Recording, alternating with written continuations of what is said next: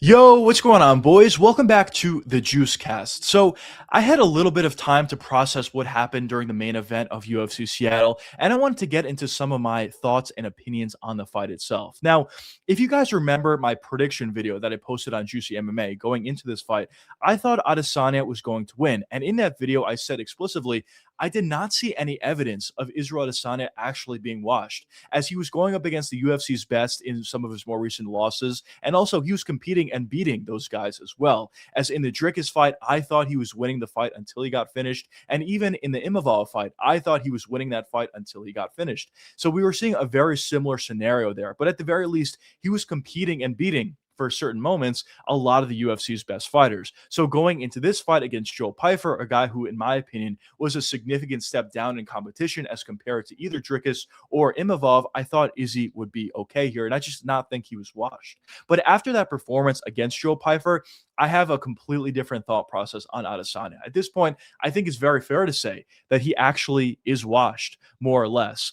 Now, I think the issue and the biggest reason for why I did not think Israel Adesanya was washed going into this fight is traditionally when you talk about fighters that are washed, you're talking about guys like Tony Ferguson or Michael Chandler, guys that are clearly declining in terms of their skill. They're fighting lower and lower level competition while also at the same time having less and less glimpses of their former selves in those progressive fights that they have. But when you talk about Israel Adesanya, he looked really good in all of his performances. I don't think I've ever watched an Israel Adesanya performance and just thought, yeah, he completely just was outclassed, more or less. Or actually, maybe I shouldn't say that. The Sean Strickland fight was a really weird and bad performance from Izzy, and maybe you can say it for that fight. But if you talk about his more recent fights against Joe Pyfer, Dricus du Plessis, and Nasruddin Imavov, he didn't necessarily get outclassed. He just got finished in certain moments, but he was competing in those fights. So it's a little bit different when you talk about Israel Adesanya compared to a Tony Ferguson or a Michael Chandler. And that's the biggest reason for why I didn't think he was washed. But at this point, there's two reasons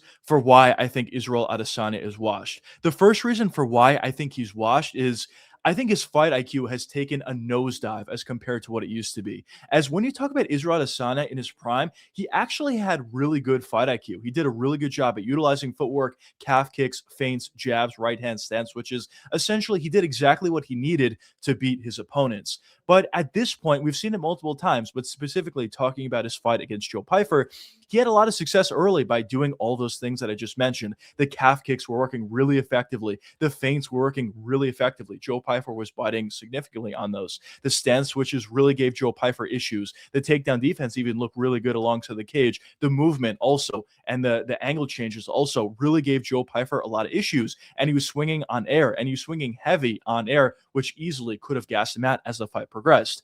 Izzy was having a lot of success. But once we got into round two, Izzy completely changed his game plan. As all the things that he was doing that was giving him a lot of success in round one, he completely decided to change it and he decided to just essentially brawl against a power puncher in Joe Pyfer, which more or less made no sense. I don't know why he did that. But in round two, he just stood right in front of Joe Pyfer, decided to trade, and inevitably got caught with a big shot, got hurt, got taken down significantly easier in round two as compared to in round one. And then on the ground, it just wasn't remotely close. Joe Pyfer did a good job at slicing through the guard, forcing his way into full mount, threatening rear naked chokes, and eventually just finding the finish on top.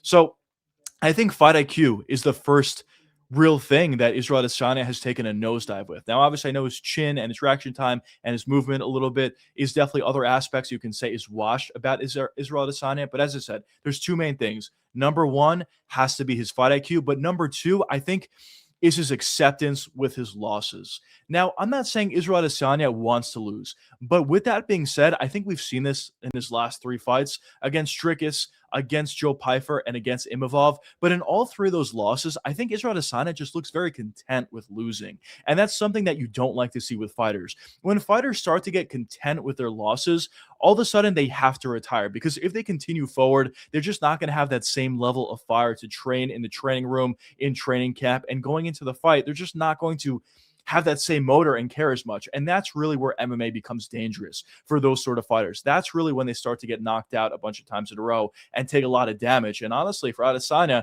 we have seen that. He's been finished 3 times in a row, which is not great. So I really think those are the two biggest issues with Adesanya's game because, as I said before, I still think in terms of his skill, he's more or less really good still. He can still beat a lot of high-level fighters at the middleweight division. But because of those two issues, I just don't really have much confidence that he can beat anybody in the rankings at this point, honestly. Maybe outside of Roman Dolidze, who's terrible, but outside of him, I don't really have much confidence that he can beat anybody in the middleweight division. Like, for example, I think a realistic next fight for Israel Adesanya could be against RoboCop or against CLD. Both of those guys, I'm sure Izzy is going to outclass in the first round of that fight. Both of those fighters are just not on the levels. In particular, RoboCop is just not on the level of Israel Adesanya. It's not even close. But it's just inevitable that there's going to be a certain moment in either one of those performances where Izzy just decides to brawl against a power puncher and gets knocked out for it. So I don't know. It's just a big issue for Adesanya at this point. Now, as I said before, I do think Israel Adesanya should definitely retire. But as Israel Adesanya said yesterday during his post-fight press conference, he does not want to retire, which I think is not a smart thing to do based upon the reasons that I mentioned in this video. So I think it's official at this point. Although I didn't think so coming into the fight. After the fight, Israel Adesanya is officially washed. Excuse me. I don't think you could really get around it at this point. And as I said, unless he fights a guy who literally has zero power, I don't think you can really feel confident that he can beat anybody, honestly, in the middleweight division, in the rankings, or even some guys that are unranked as well, which is really unfortunate to see how Israel Adesanya's career has been playing out over the last 4 fights. Now, in terms of Joe Pyfer, I will say this. I thought it was a good performance. There were definitely some things that impressed me. Like, for example, his ability on the ground was very impressive, of course, but I think that's kind of what we knew going into the fight. But with that being said, I still think Joe Pyfer is green. All the things that I mentioned in my breakdown video for this fight, I still think the same thing. I still think he's pretty green on the feet. Yes, he's a power puncher. If he lands a big shot, he's going to knock you out.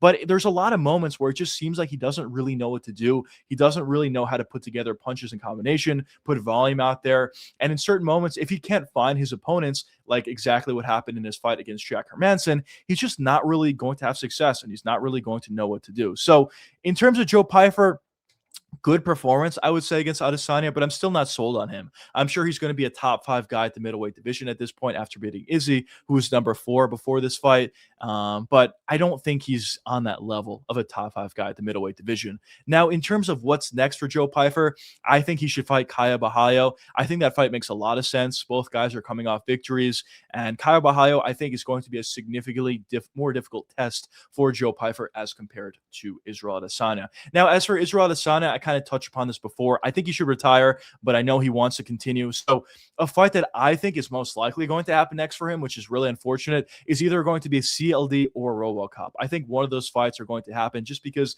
the UFC knows what they're doing. They always want to have the older legend fight the younger guy when the older legend is kind of on the tail half of their career. And if the younger guy is able to win, all of a sudden you can build your name off of the older legend's name. So, for example, if you do RoboCop for Israel Adesanya, I'm sure RoboCop's eventually going to find a knockout. It just feels like it's inevitable, although he's probably going to get outclassed in the first round. But after that happens, or assuming that does happen, then all of a sudden he can propel himself into the top half of the weight class and become a bigger star and a bigger known name, a brand name. So I'm sure the UFC is going to give Israel Adesanya one of those two guys in this next fight, either CLD or Joe Pyfer, either CLD or RoboCop. Now, in terms of what I would prefer for Izzy if he's not retiring, I would prefer him to fight Roman Dolidze, as I touched upon before. Roman Dolidze more or less kind of just sucks, to be honest.